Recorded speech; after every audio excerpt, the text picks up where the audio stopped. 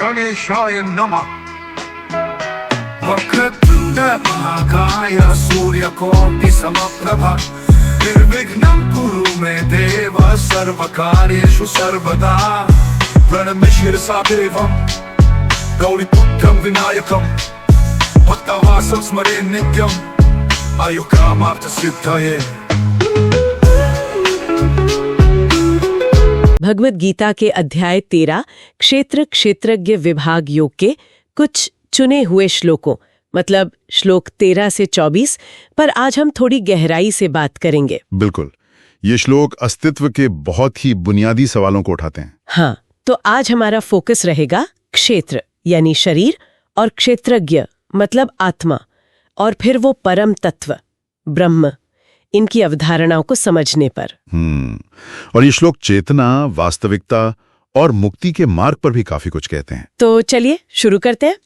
पहला मुद्दा है ज्ञेय, वो जिसे जानना चाहिए, जिसे जानकर अमरता मिलती है ना? सही, इसे परम ब्रह्म कहा गया है। तो इसका वर्णन कैसे किया गया है? क्या रूप है इसका? इसे अनादिमत कहा है, मतलब जिसका न कोई शुरुआत है न कोई अंत। और दिलचस्प बात यह है कि ये सत और असत यानी स्थूल और सूक्ष्म इन दोनों से ही परे हैं। सत और असत से परे? अच्छा। हाँ, श्लोक 13। और ये हर जगह है। कल्पना कीजिए, इसके हाथ, पैर, आंखें, सिर, मुंह, कान सब जगह फैले हैं। ये सब कुछ व्याप्त करके स्थित है हर जगह। लेकिन फिर हमारी इंद्रियों से मतलब हम इसे महसूस कैसे करते या नहीं करते? यहीं पर मामला थोड़ा पेचीदा हो जाता है। श्लोक 15 में एक विरोधाभास है। वो कहते हैं कि ये सभी इंद्रियों के गुणों को दिखाता सा लगता है, सर्वेंद्रिय गुणाभास। अच्छा। लेकिन असल में खुद इंद्रियों से रहित है, सर्वेंद्रिय विवर्जितम। और ये किसी से जुड़ा हुआ नहीं है, असक्त है। फिर भी सबका आधार है सर्वभृत, बिना जुड़े सबका आधार। हाँ, और इसमें खुद कोई गुण नहीं है, निर्गुण है, लेकिन फिर भी ये गुणों का अनुभव करने वाला गुण भोक्तृ है। वाह, ये तो कमाल की बात है।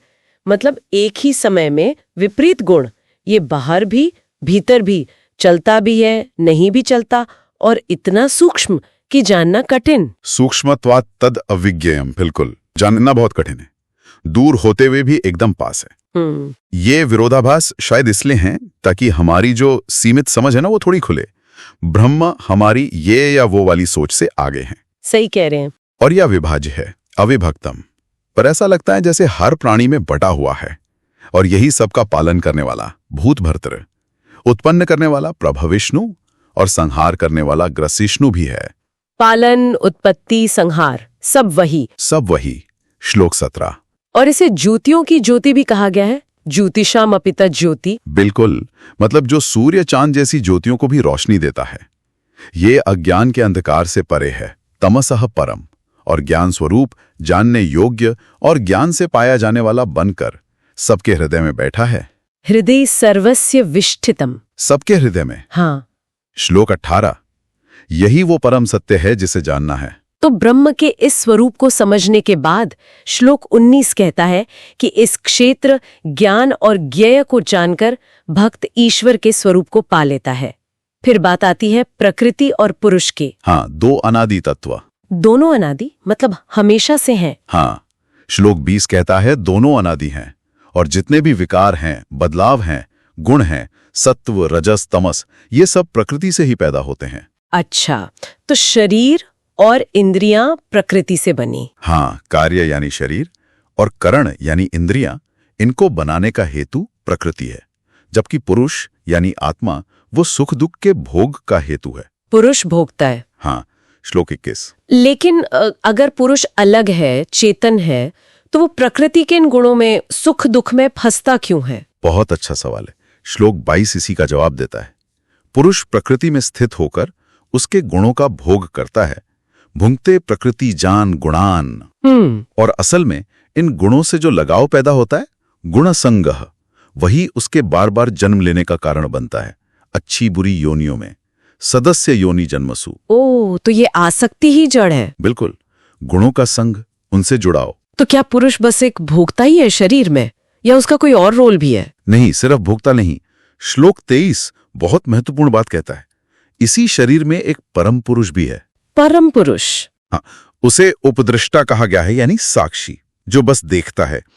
अनुमंता, सहमति देने वाला, भरता धारण करने वाला, भोक्ता भी है, महेश्वर भी, महान ईश्वर और परमात्मा भी।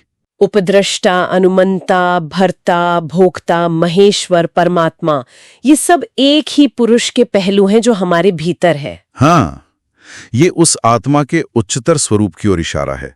वो सिर्फ फंसा हुआ भोक्ता नहीं बल्कि साक्षी भी है। तो ये जानना कि पुरुष प्रकृति में क्यों फंसा है और उसका असल स्वरूप साक्षी है, यही मुक्ति का रास्ता है। अंतिम श्लोक 24 क्या कहता है? हाँ बिल्कुल, श्लोक 24 साफ कहता है कि जो व्यक्ति पुरुष को और प्रकृति को उसके गुणों समेत ठीक से जान लेता है, यथार्थता, वो फिर चाहे जैसे भी जी रहा हो, सर्वथा वर्तमानोपि, वो दोबारा जन्म नहीं लेता। न स भूयो अभिजायते। तो मतलब ये ज्ञान, ये समझ ही मुक्ति है। हाँ, ये यथार्थ ज्ञान सिर्फ किताबी नहीं बल्कि एक गहरी अनुभूति, एक समझ। तो अगर हम इसे समेटें तो ये श्लोक हमें एक परम तत्व ब्रह्म के बारे में बताते हैं जो हर जगह है पर हमारी पकड़ से बाहर भी है। विरोधाभासी सा लगता है। सही। और फिर प्रकृति और पुरुष के अनादि रिश्ते को खोलते हैं। कैसे चेतन पुरुष जड़ प्रकृति के गुणों में आसक्त होकर बंध जाता है, और फिर उस बंधन से निकलने का रास्ता भी दिखाते हैं ज्ञान। हाँ, अपने असली स्वरूप को पहचानना कि हम सिर्फ भोगने वाले नहीं बल्कि वो साक्षी, वो परमात्मा भी हैं। और प्रकृति के इस खेल को समझना यही कुंजी है। ये बहुत गहरा है। चलते चलते एक सवाल मन में आता है, अगर हमारे अंदर ही परमात्मा उपद्रष्टा और अनुमंता के रूप में हमेशा मौजूद है, हाँ, तो इस बात के प्रति अगर हम जागरूक हो जाएं, तो हमारे रोज के अनुभव, हमारे रिएक्शंस, हमारे फैसले, उन पर क्या असर पड़ेगा? ये सोचने वाली बात है। इस आंतरिक साक्षी के प्रति जागरूकता शायद सब कुछ बदल दे। इस पर विचार किया जा सकता है।